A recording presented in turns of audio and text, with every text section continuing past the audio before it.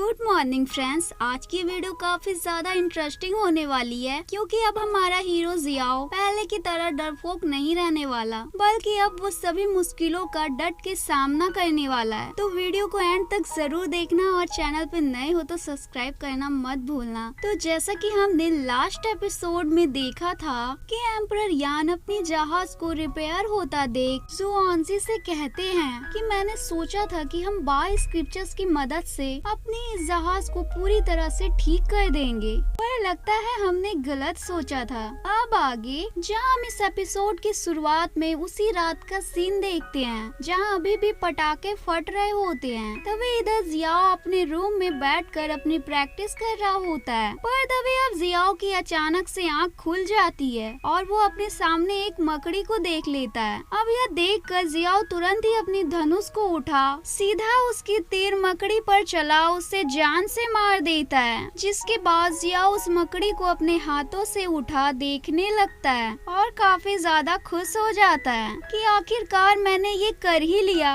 मैं अपनी धनुष को चलाना सीख गया। अब वो अपनी इसी जोश के साथ बाहर जा अपनी धनुष को लिए वहाँ अपनी प्रैक्टिस करना स्टार्ट कर देता है, पर तभी इसी प्रैक्टिस के दौरान उसकी धनुष की रस्सी टूट जाती है, पर जियाओ फिर भी हार नहीं मानता और उस धनुष को वहीं छोड़ अब वहाँ वो अपनी मार्शल आर्ट टेक्निक की प्रैक्टिस करना स्टार्ट कर देता है। तभी यह देखकर वहाँ छत से जाओ जाओ कहती है कि बहुत अच्छे, पर मिलिट्री एकेडमी के अनुसार मुझे लगता है कि तुम अब समुराई रियल में पहुँच चुके हो। अब यह सुनकर जियाओ कहता है कि तुम फिर से चुपके से रूम से बाहर निकल गई। अब यह सुनकर जाओ जाओ कहती है कि आज नया साल है और भले ही तुम इसे नहीं मना रहे हो, पर मैं इसे मना रही हूँ। अब यह सुनकर जियाओ कहता है अच्छा तो ऐसी बात है, चलो फिर मैं तुम्हारे लिए चिकन बनाता हूँ, तुम अब चिकन के साथ ही अपना नया साल मनाना। तभी अब कुछ देर बाद जियाओ वहाँ चिकन बना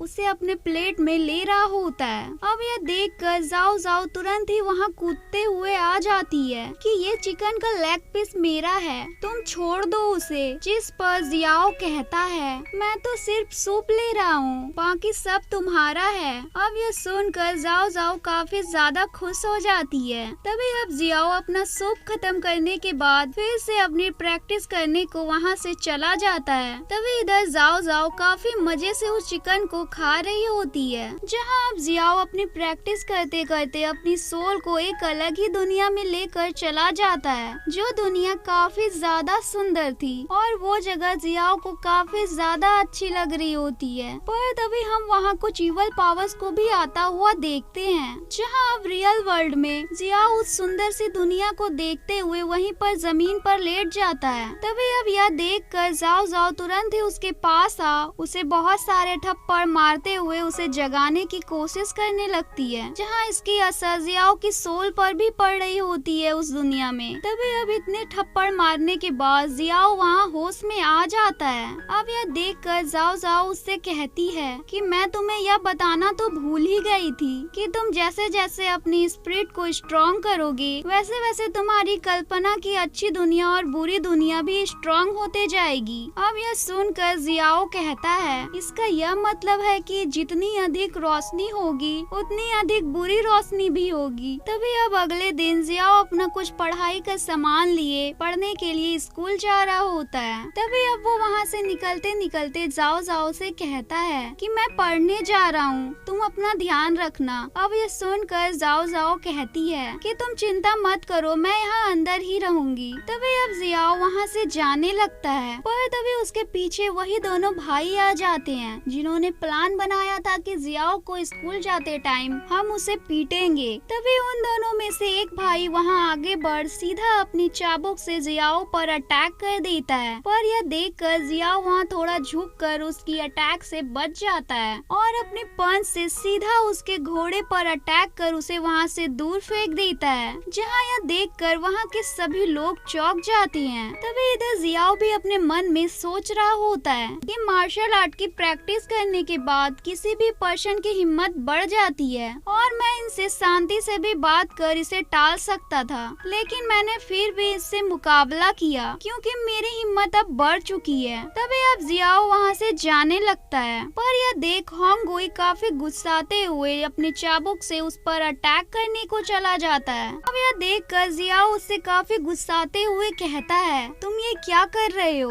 अब यह सुनकर होंगुई पूरी तरह से चौंक जाता है कि आखिर इसे इतनी हिम्मत कहाँ से आ गई। तभी अब वो वहाँ कहता है, तुमने ये मेरे भाई के साथ क्या किया? अब यह सुनकर जियाओ कहता है, वो बस अपने घोड़े से डर नीचे गिर गया। तुम्हारे भाई को थोड़ा ज्यादा सावधान रहने की जरूरत है, और यदि यह बात फैल गई कि उसने किसी राह चलते हुए पर्सन को मारा है तो यह डुयुक मैंसन का नाम खराब कर देगा। अब यह सुनकर होंगुई गुस्साते हुए कहता है, अपनी बकवास बंद करो, तुम्हारी हिम्मत भी कैसे हुई मुझसे इस तरह से बात करने की? अब इतना बोल वो फिर से अपनी चाबुक से सीधा जियाओ पर अटैक कर देता है, पर जियाओ अब उसकी चाबुक को ही अपने हाथों से पकड़ लेता है और उसे वहाँ से दूर फेंक देता है। अब यह देखकर उसके नौकर उसे वहाँ संभालने के लिए आ जाते हैं। तभी यह देखकर होंगुई अपने नौकरों से कहता है कि तुम अब यहाँ किसका इंतजार कर रहे हो, जाओ और उस पर अटैक करो।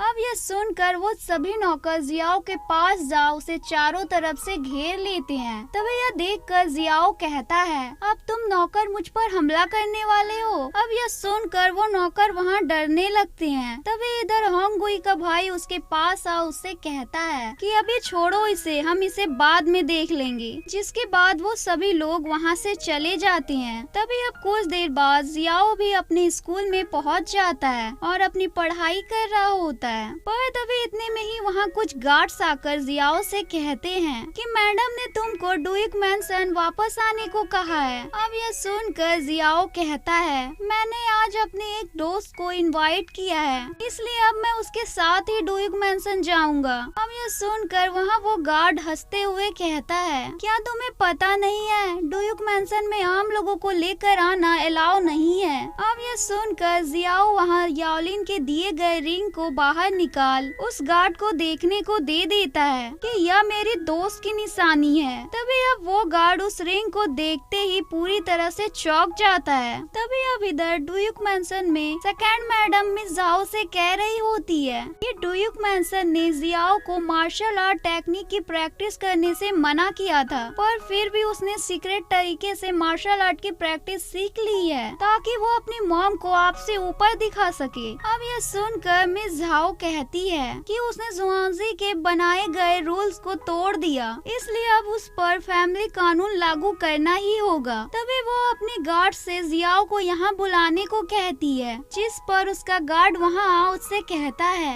कि जियाओ यहाँ आ ही रहा है, पर उसके साथ प्रिंसेस जेन भी आ रही है। अब प्रिंसेस जेन का नाम सुन वो वहाँ चौंक जाती है और कहती है, क्या जियाओ को अब पहले की सारी बातें याद आ गई हैं? जिसके बाद वो कहती है कि चलो हम उनसे मिलने अब बाहर ही चलते हैं। और इसी के साथ हमारा ये एपिसोड एंड होता है फ्रेंड्स। अगर वीडियो अच्छी लगी हो तो प्लीज वीडियो को लाइक और चैनल को सब्सक्राइब करें। Bye bye.